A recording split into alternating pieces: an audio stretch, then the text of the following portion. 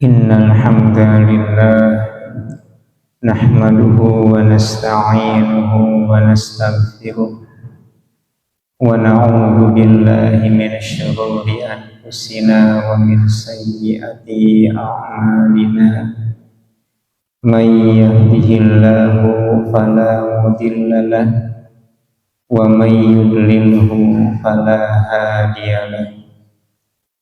Asyhadu an la ilaha illallah wahdahu la syarikalah wa asyhadu anna Muhammadan abduhu wa rasuluh. Ya ayyuhalladzina amanu taqullaha haqqa tuqatih wa la tamutunna illa wa antum muslimun. Ya ayyuhan nasu taqu rabbakumul ladzi khalaqakum min nafsin wahidah wa khalaqa minha zawjaha wa batha minhuma rijalan katsiran wa nisaa'a wattaqullaha alladzi tasaaluna bihi wal arham innallaha kana 'alaikum raqiba. Ya ayyuhalladzina amanu taqullaha wa qulu qawlan sadida yuslih lakum a'malakum wa yaghfir lakum dhunubakum wa may yuti'illaha wa rasulahu faqad faza fawzan azima. Puji dan syukur marilah kita panjatkan kehadirat Allah Subhanahu wa ta'ala yang senantiasa memberikan berbagai macam kenikmatannya kepada kita, sehingga di pagi hari ini kita bisa melaksanakan kewajiban dengan sholat subuh berjamaah, dan insya Allah akan dilanjutkan dengan bersama-sama untuk thalabul ilmi, mentadaburi firman Allah Subhanahu wa ta'ala. Mudah-mudahan ini bagian dari ikhtiar kita untuk mendapatkan keberkahan serta pahala yang besar di sisi Allah Subhanahu wa ta'ala. Baik jemaah taufik, kita akan lanjutkan pembahasan surah Luqman. Terakhir kita sudah sampai di ayat 19. Nah, ayana akan melanjutkan ayat anu ka-20. Allah Subhanahu wa ta'ala berfirman, alam tarau, apakah kalian tidak melihat, apakah kalian tidak memperhatikan, annallaha sakhkhara lakum, bahwasanya Allah telah menundukkan bagi kalian ma fis samawati, apa yang ada di langit dan apa yang ada di bumi. Ayat ini sebagai lanjutan dari ayat sebelumnya terkait dengan mentafakuri ciptaan Allah. Lamun di ayat anu ka-10 Allah berfirman, khalaqas samawati bighairi amadin, Allah menciptakan langit tanpa tiang. Janten dina ayat ieu Allah ngajak ka urang sadayana, ngarentahkeun ka urang sadayana supados mentauhidkan Allah dengan memperhatikan segala apa yang ada di sekitarnya. baik yang ada di langit, diantaranya terkait bulan, matahari, awan, bagaimana turunnya hujan, atau yang ada di bumi, gunung, sungai, daratan, lautan, pepohonan, dan lain sebagainya. Apakah kalian tidak melihat itu semua? Apakah kalian, wahai manusia, tidak memperhatikan bahwasanya Allah Subhanahu wa taala yang menundukkan semuanya? Kata para ulama, sakhkhara lakum, maksudnya ialah li ajlikum, untuk kalian. Jantan bumi sareng langit ya salagasna sadayana tunduk ka Allah kanggo berkhidmat ka manusia, kanggo menjadi fasilitator, ya, sarana kanggo nyatetkeun diri ka Allah Subhanahu wa taala. Kan tujuan hirup orang di alam dunia teh aya sanes kanggo ibadahnya banyak. Wa ma khalaqtul jinna wal insa illa liya'budun. Dan sarana untuk beribadah kepada Allah Subhanahu wa taala itu ada, baik yang ada di bumi ataupun yang ada di langit. Semuanya ditundukkan oleh Allah untuk melayani kita, untuk berkhidmat kepada kita. Nah, pertanyaannya, lalu kita berkhidmat kepada siapa? Ngabdi kepada siapa? Tiada lain ialah hanya kepada Allah Subhanahu wa ta'ala. Ini bagian dari bentuk kesyukuran kita kepada Allah. Ayat-ayatnya hampir sami sareng ayat 12 13 di surah An-Nahl. Allah Subhanahu wa ta'ala berfirman, wa sakhkhara lakumul laila wan nahar wasyamsa wal qamara wan nujum musakharatun bi amrihi inna fi dzalika laayatin liqaumin yaqilun. Allah Subhanahu wa taala menundukkan bagi kalian malam dan siang. Diciptakan malam untuk istirahat, siang untuk mencari penghidupan. Allah menciptakan matahari yang menyinari makhluknya, wal qamar, dan bulan. Terlebih hanya peredaran matahari dan bulan ini terkait dengan ibadah yang dilakukan. Matahari terkait dengan ibadah sholat, demikian hanya bulan terkait dengan ibadah puasa dan yang lainnya. Wan nujum, bintang-bintang, semuanya tunduk takut kepada Allah Subhanahu wa taala, mengikuti perintahnya untuk melayani kita, ya. Padahal langit sareng bumi penciptaanna langkung agung ketimbang urang, gunung langkung kokoh ketimbang manusia. Tapi anehnya manusia yang berasal dari nutfah, yang berasal dari sperma dan berakhir menjadi jifah, menjadi bangkai, banyak di antara mereka yang membangkang kepada Allah Subhanahu wa taala. Wa asbaghu alaikum ni'amahu, dan dia Allah yang menyempurnakan nikmatnya, zahiratan wa batinah, baik yang zahir ataupun yang batin, baik yang nampak ataupun yang tersembunyi, baik yang diketahui ataupun tidak. Kenikmatan dalam urusan dunia, kenikmatan dalam urusan agama.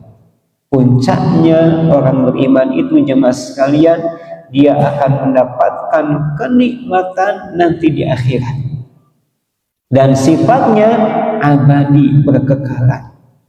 Bahkan digambarkan dalam Al-Quran, kenikmatan akhirat yang sifatnya abadi itu hampir sama dengan apa yang ada di dunia. Kalau di dunia kita makan dan minum, maka di akhirat pun kita makan dan minum. Ya konteksnya nu lebat kana surga gitu nya. Kalau di dunia kita memiliki pasangan berhubungan badan, maka di akhirat pun kita memiliki pasangan dan berhubungan badan. Kalau di dunia kita mengenakan perhiasan, maka di akhirat pun kita mengenakan perhiasan. Ya tentunya apa yang ada di akhirat jauh lebih baik, lebih bernilai ketimbang apa yang ada di dunia. Nah, semuanya kenikmatan berasal dari Allah Subhanahu wa taala. Maka hendaknya balas kenikmatan yang ada dengan kesyukuran. Syukur dalam artian taat. Ya, lamun orang hoyong ninggal jami anu syukur, hakikatnya nyata jami anu taat ka Allah. Mung kadang orang tesok iya lupa karena hakikat syukur teh. Kadang sibuk dengan seremoni. Contoh misalkan ayah jami buka perusahaan baru, kemudian tasyakur syukuran heula. Ya, bagi syukuran teh kadang-kadang dicampuran ku perkara dosa, perbuatan maksiat. Ya, syukuran hari kelahiran, syukuran khitanan, syukuran nikahan. Bagi dicampuri ku goyang erotis sareng sajabina. Padahal kata para ulama, Imam Al-Baihaqi berkata, syukur itu hakikatnya kenikmatan sekecil apapun itu tidak digunakan untuk melakukan perbuatan dosa, tidak digunakan untuk perbuatan maksiat. Kemudian Allah Subhanahu wa taala berfirman, wa minan nasi mayyujadilu fillah, akan tetapi di tengah kenikmatan yang ada manusia yang mendebat Allah Subhanahu wa taala tanpa ilmu. Jadi mereka ketika diberikan tuntunan menolak, ketika diberikan pengajaran malah menjauh, mengingkari, bahkan mendebat orang yang menyampaikan kebaikan. Di antaranya terkait dengan tauhid. Dalam anggapan mereka asa mungkin alam semesta mengurus hiji gitu. Karena dalam anggapan mereka ya meureun di urang oge sok aya emutan kos kitu nya. Perusahaan anu sakitu ageumna kan tercegap dipegang ku satu orang. Perlu beberapa orang yang megang. Dianalogikeun kuasa Allah sareng kemampuan manusia, ya tentunya beda. Ya. Atau terkait dengan asma dan sifatnya. Sebagian manusia ada yang menyamakan sifat dan asma Allah, ya. Dalam beribadah kepada Allah asa cukup hanya berdasarkan keyakinan dan ilmu. Mereka itu hanya akan mempercayai perkara yang zahir, sehingga kalau menyembah sesuatu yang tidak ada asa aya ukuran gitu, sehingga dibuatlah patung, gambar, ya, yang pada akhirnya mereka sembah. Atau mendebat terkait agama serta hukumnya, ya. Sebagian orang ada bahkan mengklaim dirinya seorang muslim, tidak menggunakan hukum Allah sebagai dasar, ya. Bahkan ada kalanya mereka yang punya kewenangan menetapkan aturan tidak menggunakan ketetapan dengan apa yang Allah turunkan. Allah Subhanahu wa taala berfirman, wa man lam yahkum bima anzalallah fa ulaika humul kafirun. Barang siapa yang menetapkan hukum bukan apa dengan apa yang Allah turunkan, maka mereka itulah orang kafir. Eta aya dina surah Al-Maidah gitu. Sing saha wae jami anu netepkeun hukum atanapi aturan lain naon anu diturunkeun ku Allah, maka dia kafir. Ada pertanyaan, Ustaz, nah eta teh berlaku kanggo pamimpin kaum muslimin anu nerapkeun hukum lain ti Allah? Nya jawabanna ditinggal heula. Lamun alim negakkan hukum Allah teh lantaran ingkar.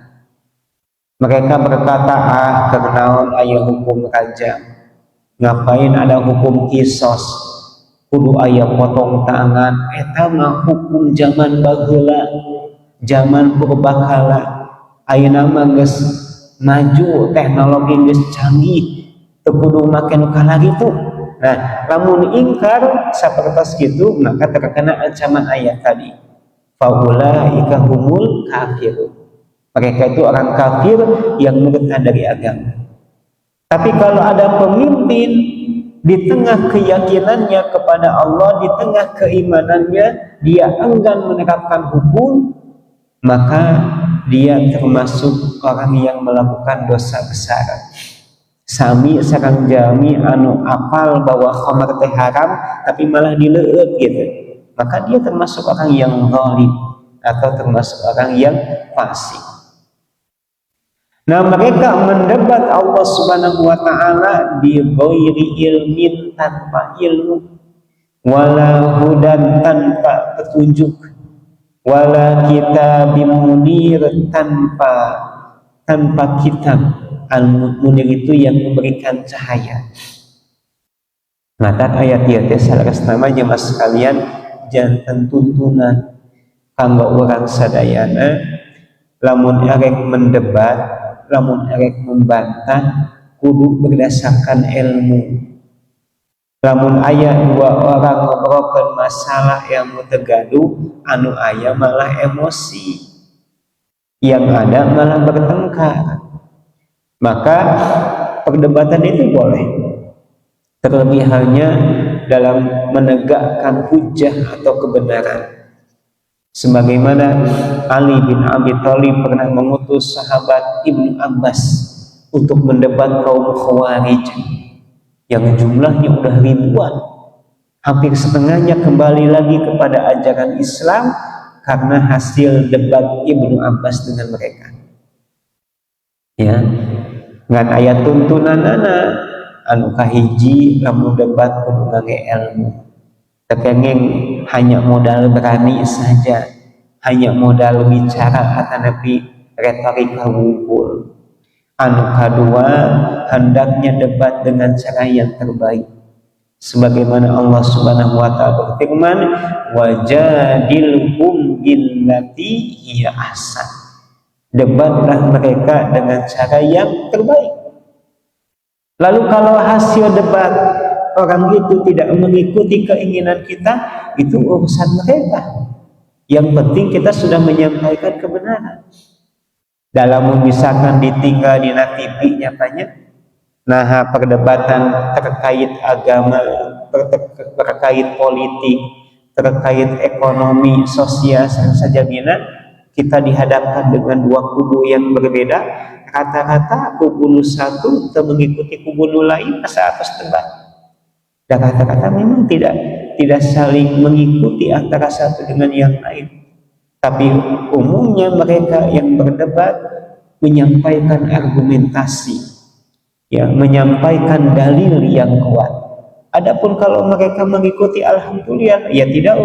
Kalau tidak, itu urusan mereka dengan Allah. Ya.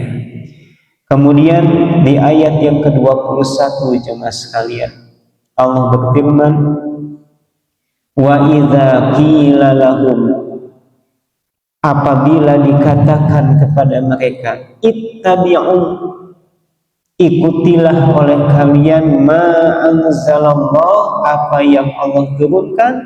Qalu, mereka berkata, bal nattabi'u, kami mah hanya mengikuti ma wajadna alaihi abaan, apa yang kami dapati atas nenek moyang kami.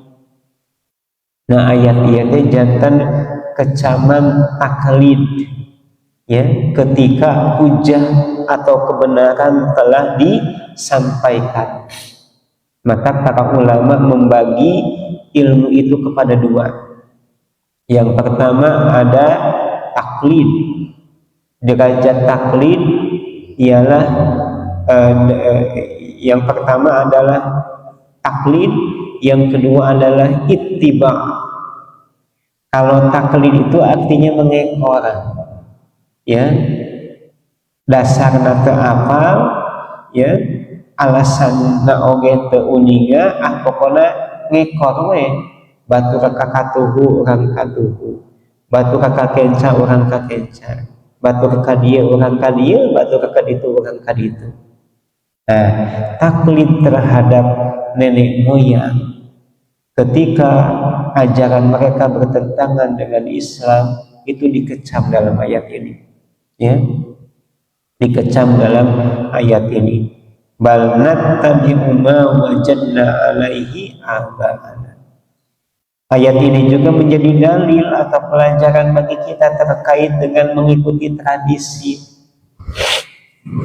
Jantan kesadayana tradisi teh leres gitu. Tidak semuanya tradisi itu bersesuaian dengan nilai-nilai ajaran Islam. Aya kalana tradisi ngarah kana perbuatan syirik. Aya kalana tradisi bercampur dengan dosa dan maksiat. Ada kalanya tradisi mengarah kepada perbuatan bid'ah, ya. Dan apakah tradisi yang bertentangan dengan ajaran Islam itu kita ikuti? Jawabannya tidak. Apakah ajaran nenek moyang yang dahulu bertentangan dengan ajaran Islam kita pegang teguh? Jawabannya tidak. Bahkan Nabi diberikan julukan yang aneh-aneh, gelar yang aneh-aneh karena beliau seakan-akan menentang ajaran nenek moyang. Dan kita pun sebagai manusia, Pak, merasakan bahwa tidak semua apa yang kita lakukan itu benar. 1000 tahun kemudian kan kita teh bakal dijadikan nenek moyang ku anak incu teh gitunya. Apakah semua perbuatan yang kita lakukan harus diikuti? Ya tentunya tidak. Nah, tapi kaum musyrikin ketika mereka disampaikan hujah kebenaran, malah mereka berkata, kami mah hanya mengikuti apa yang kami dapati dari aba-ana, dari nenek moyang kami. Maka disinilah pentingnya kita mempelajari ilmu, pentingnya kita ittiba. Ittiba itu mengikuti sesuatu atas dasar ilmu, atas dasar dalil, bukan atas dasar kata orang gitu. Ini fungsina ngaos seperti itu. Awalau kana syaitanu yad'uhum ila adzabis sa'ir. Apakah setan-setan itulah yang menyeru mereka kepada adzabis sa'ir, yaitu siksa yang di dalamnya ada api yang menyala? Apakah mereka akan mengikuti ajaran nenek moyang yang bertentangan dengan ajaran Islam? Maka kalau seperti itu, apa bedanya mereka dengan mengikuti setan? Bahkan hakikatnya mereka itu mengikuti setan, ya, lantaran setan itu jemaah sekalian ada dalam bentuk jin dan manusia.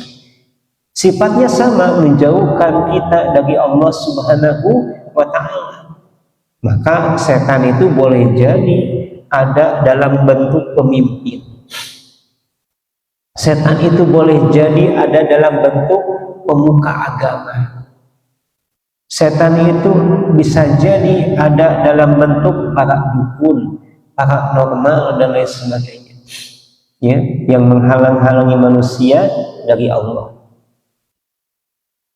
Kemudian Allah Subhanahu wa ta'ala berfirman, wa may yuslim wajhahu ilallah, barang siapa yang menyerahkan wajahnya kepada Allah.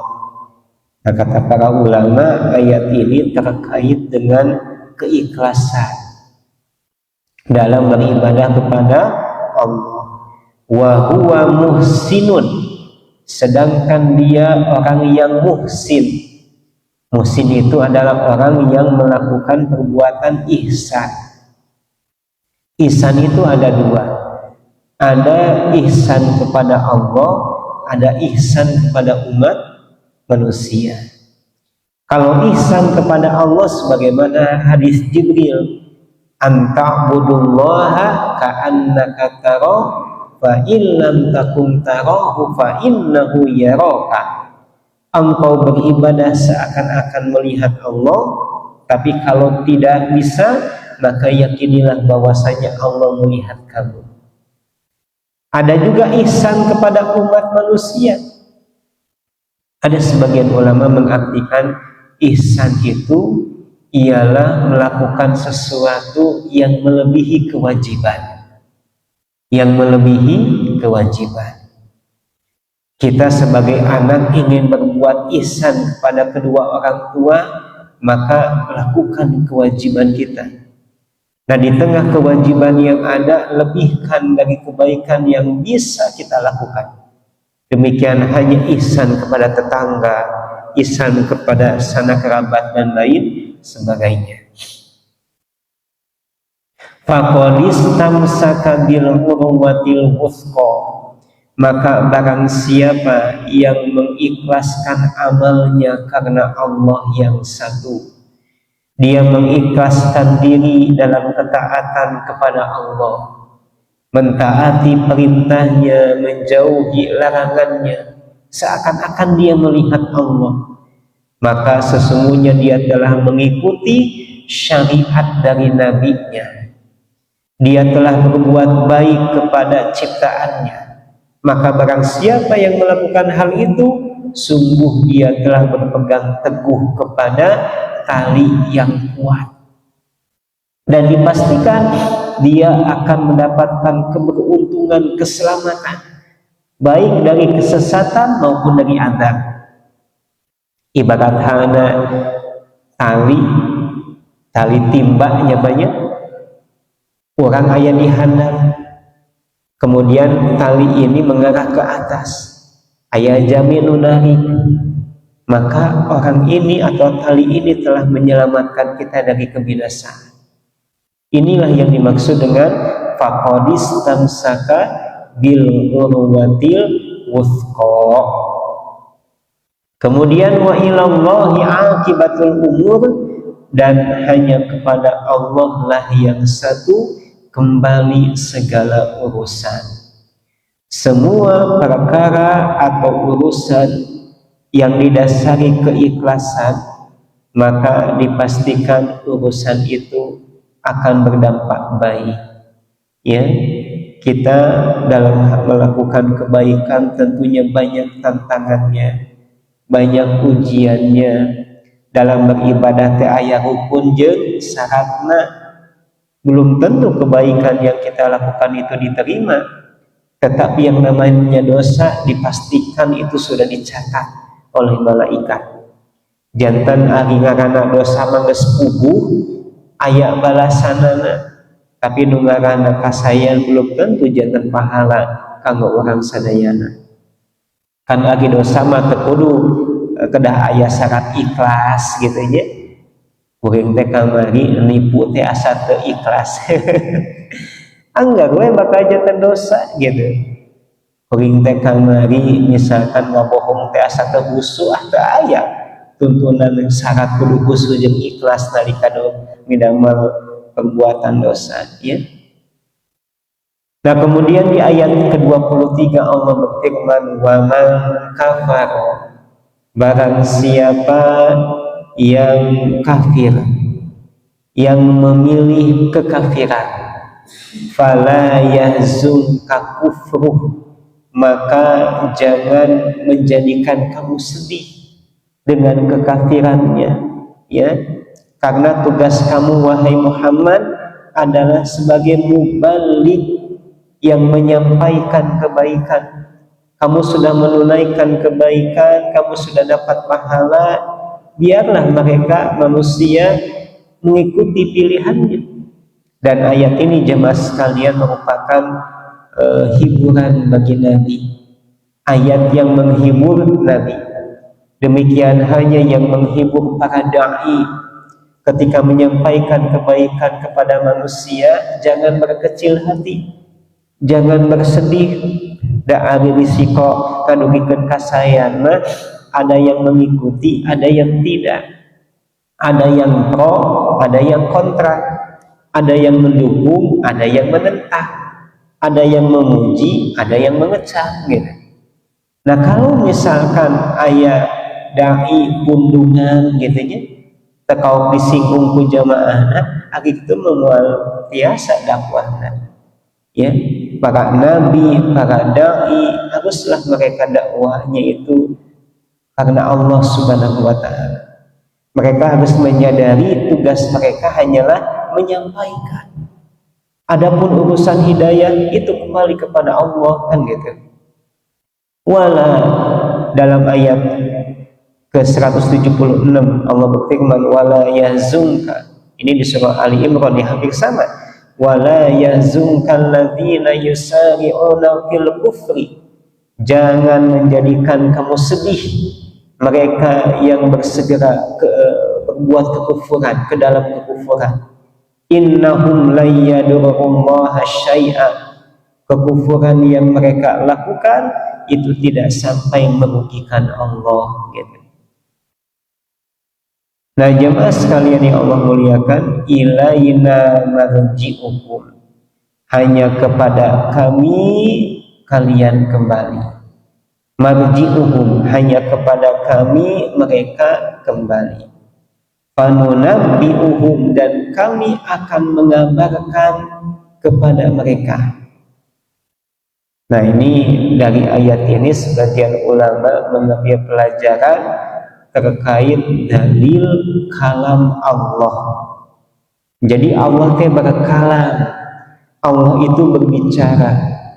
Dan pembicaraan Allah itu bisautin yang bisa didengar.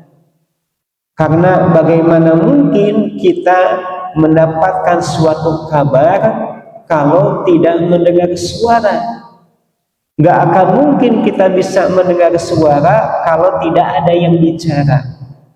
Ya, oleh karenanya kalamullah, firman Allah itu sesuatu yang didengar, sesuatu yang difahami oleh manusia. Hanya kepada kami mereka kembali, maka kami akan memberitahukan bima amilu, terhadap apa yang mereka lakukan. Innallaha alimun bidzatis sudur, sesungguhnya Allah Maha mengetahui apa yang ada di dalam hati. Ayat ini mengajarkan kepada kita terkait sifat muraqabah. Hendaknya merasa diri diawasi, dilihat dan disaksikan oleh Allah.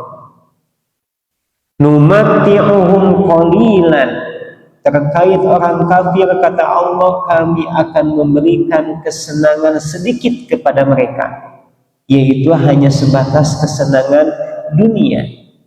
Jantan dunia sarang isina Pak, lamun dibandingkan sarang akhirat itu adalah kesenangan yang sedikit. Kesenangan yang sedikit, ya. Tapi ada kalanya orang ketika mendapatkan kebahagiaan dunia seakan-akan dia mendapatkan kesenangan yang banyak. Ketika memiliki harta seakan-akan hidupnya akan abadi, ya. Padahal tidak. Tsumma nantaruhum, kemudian kami akan paksa mereka, kami akan seret mereka ila adzabin ghalidh, kepada siksa yang amat berat. Oleh karenanya ayat ini mengajarkan kepada kita jangan sampai terpedaya dengan kenikmatan orang kafir hidup di alam dunia. Boleh jadi dari segi materi langkung ti orang, dari segi kekuatan mereka lebih hebat ketimbang kita, tapi jangan sampai terlena. Allah Subhanahu wa taala berfirman, la yaghurrannaka taqallubul ladzina kafaru fil bilad, jangan kamu tertipu terpedaya dengan kehidupan orang kafir di suatu negeri.